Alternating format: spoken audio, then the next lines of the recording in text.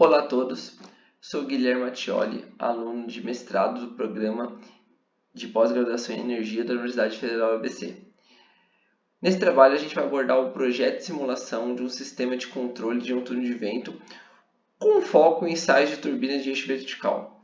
Bom, o que é um turno de vento? Um turno de vento basicamente é um ambiente controlado que você consegue variar a dinâmica do vento, seja velocidade, seja turbulência, para poder fazer ensaios aerodinâmicos em componentes. Então ele é composto basicamente de um motor atrelado a um ventilador, um inversor que vai atrelar esse motor aqui. Eu tenho homogeneizadores para poder tirar ou acrescentar turbulência ao vento. E aqui, meu elemento que vai ser ensaiado, nesse caso um motor de turbina vertical Savonius. Em cima dela, que é atrelado ao eixo dela, eu tenho um sistema de instrumentação para medir rotação e torque e um sistema de freio para poder gerar carga essa turbina. Bom, pensando na turbina, nesse trabalho a gente vai trabalhar com uma turbina rotor Savonius. Ela é uma turbina de eixo vertical, ela tem um alto torque de partida, ela tem um baixo ruído porque ela roda com rotações menores e ela aceita ventos de várias direções diferentes.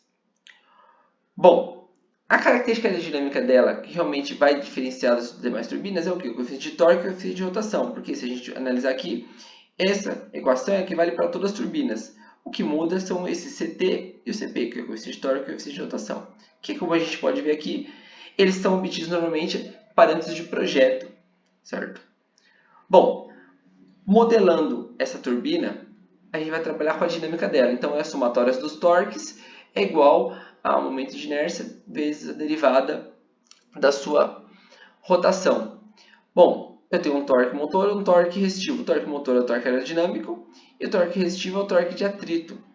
O modelo dela é o seguinte, eu dou um degrau de vento. Esse degrau de vento vai determinar a potência máxima que eu consigo tirar para essa geometria de turbina. Só que essa potência máxima não vai acontecer, porque eu tenho o coeficiente de torque. Esse coeficiente de torque está atrelado ao quê? A esse fator de lambda, que é o coeficiente de ponta de pá, que é a rotação, velocidade da turbina dividido pela velocidade do vento. Isso aqui vai ser jogado aqui para esse bloquinho, justamente que vai dar para a gente o valor de CT. Esse valor de CT é um parâmetro de projeto. Aqui eu consigo determinar o torque aerodinâmico. Subtraindo do torque de atrito, eu tenho o torque resultante dividido pelo momento de inércia e integrando esse valor eu tenho a rotação de saída. Essa é a dinâmica da turbina. O resultado dela a gente pode ver que mesmo dando um degrau de vento, a rotação não atinge o valor instantaneamente, eu tenho uma dinâmica. Outra coisa que a gente percebe é com um valor baixo de lambda, você tem um CT elevado e automaticamente um torque aerodinâmico elevado. Para poder gerar esse vento, a gente tem o quê? Um conjunto de motor e ventilador. É um motor trifásico de 3 cavalos que vai acionar um ventilador. O modelo dele é esse aqui, certo?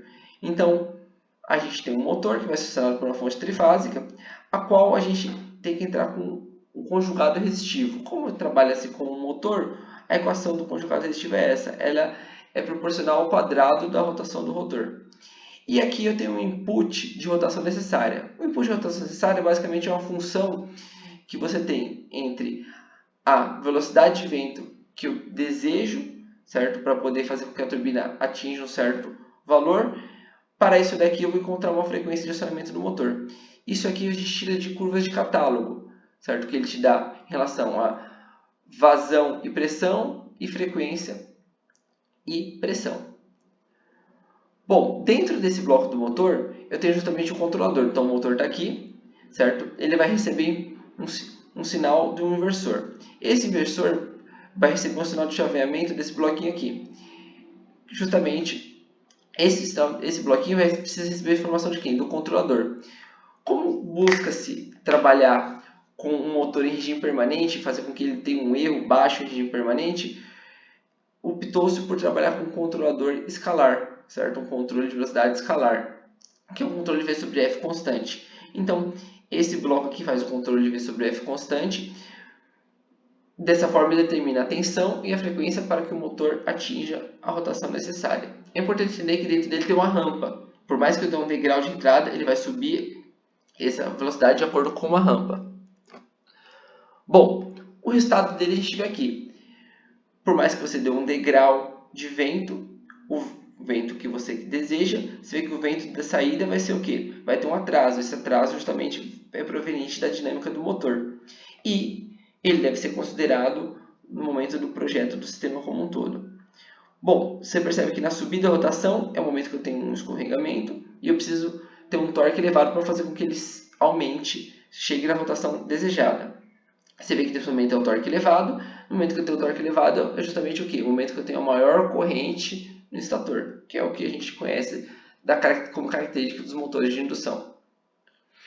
Bom, para poder gerar uma carga a esse sistema, optou-se por trabalhar com um freio eletromagnético. Então, eu preciso gerar uma carga para a turbina, optou-se como freio eletromagnético como solução disso daí.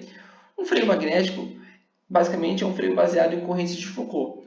Então, uma vista lateral dele, a gente tem aqui um circuito magnético aqui, gerando um campo B aqui, e aqui um disco que vai estar girando junto com a turbina. Um disco de metal, por exemplo, um disco de alumínio.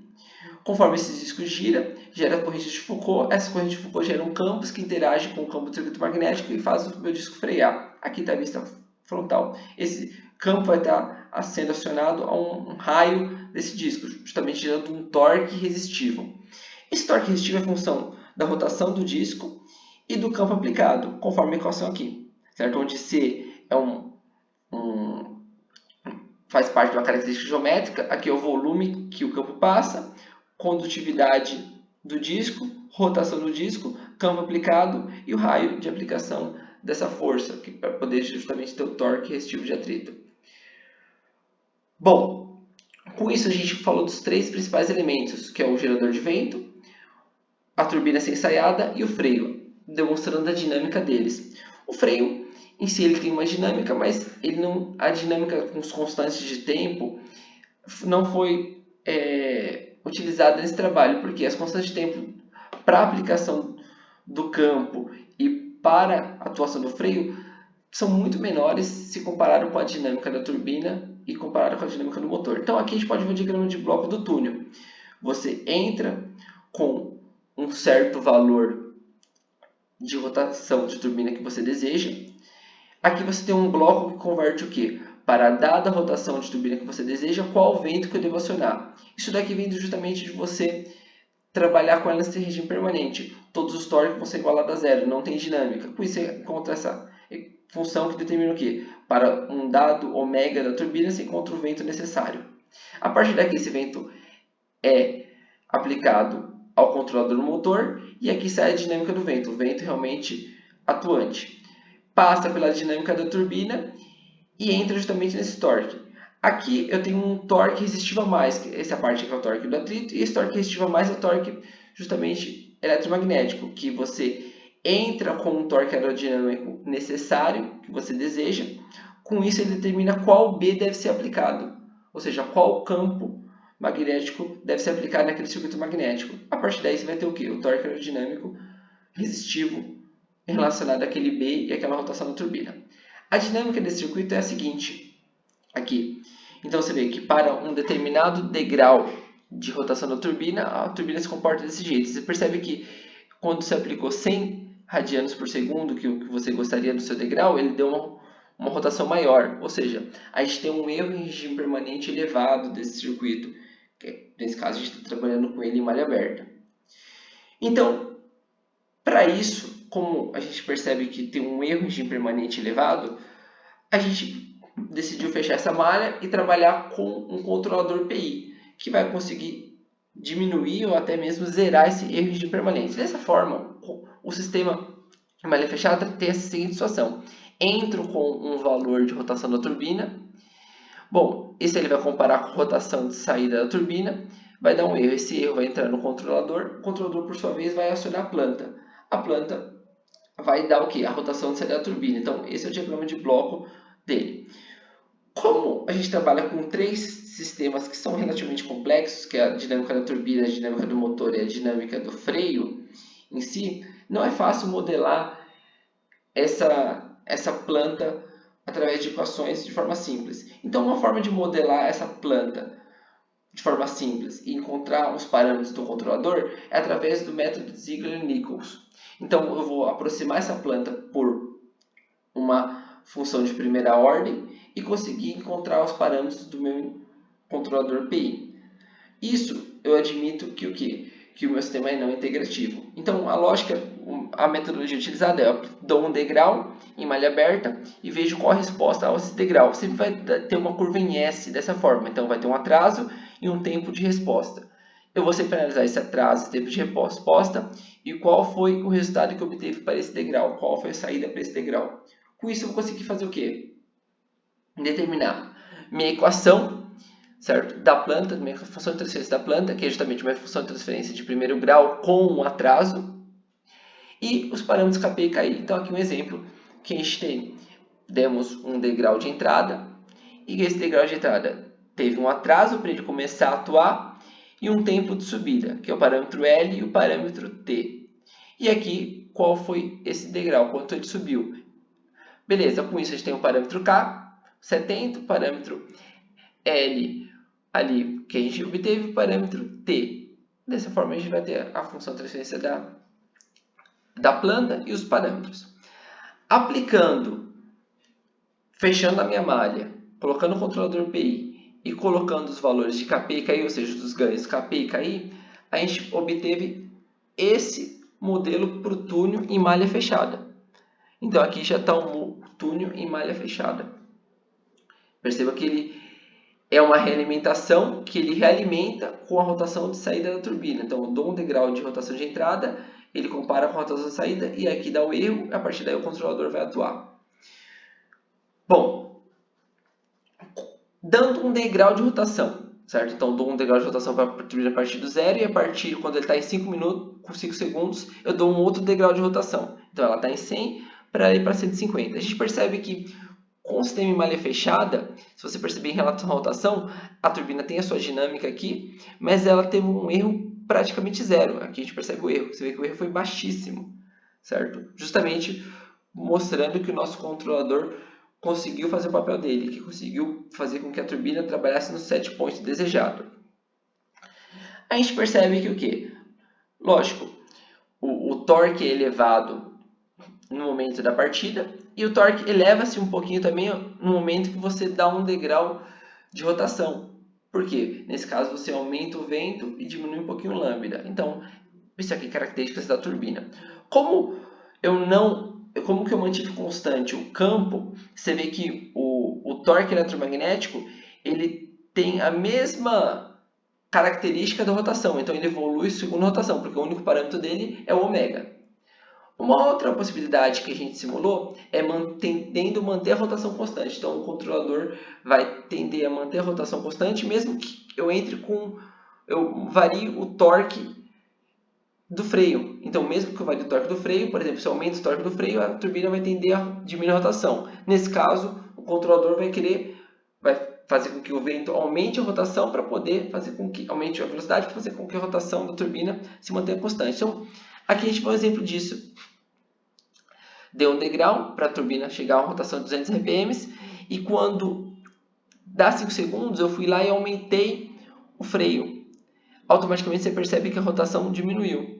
A rotação diminuiu, o erro aumentou, só que mesmo o erro aumentando, eu fui lá e fiz o que? Aumentei a velocidade do vento. Conforme eu aumento a velocidade do vento, o próprio controlador faz com que a rotação da turbina volte a ser 200 RPM, porque ela compensa a carga resistiva a mais que eu coloquei nela. Então aqui você vê que em 5 segundos que eu coloquei o meu sistema para ter um torque aerodinâmico de 0,02 Nm até 5 segundos e a partir daí ter um torque aerodinâmico de 0,04 Nm. Então você percebe que o controlador conseguiu manter a rotação da turbina e conseguiu deixar no ponto de operação de carga. O que a gente ganha com isso?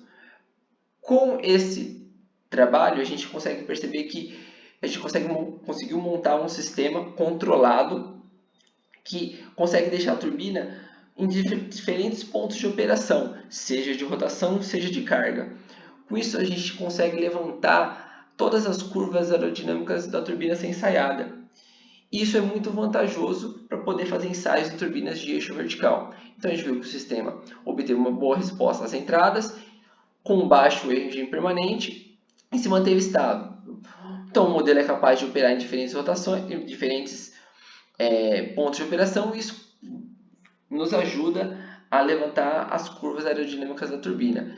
E com esse trabalho pretende-se fazer a seguinte situação: antes de colocar um rotor na turbina e tentar achar os coeficientes e tentar achar os parâmetros do controlador real do laboratório, fazer os ensaios no modelo e, através dos modelos, determinar todos os parâmetros necessários para já inserir no controlador no laboratório e conseguir ensaiar a turbina na vida real já com os parâmetros que a gente simulou aqui. Então vai facilitar o serviço. Basta, mesmo que eu troque a turbina, basta basicamente só trocar a curva de CT e fazer o procedimento de Ziegler-Nichols comentado anteriormente. Bom, senhores, esse é o trabalho que eu gostaria de apresentar para essa disciplina. Muito obrigado a todos, muito obrigado pela atenção, tenham todos um bom dia.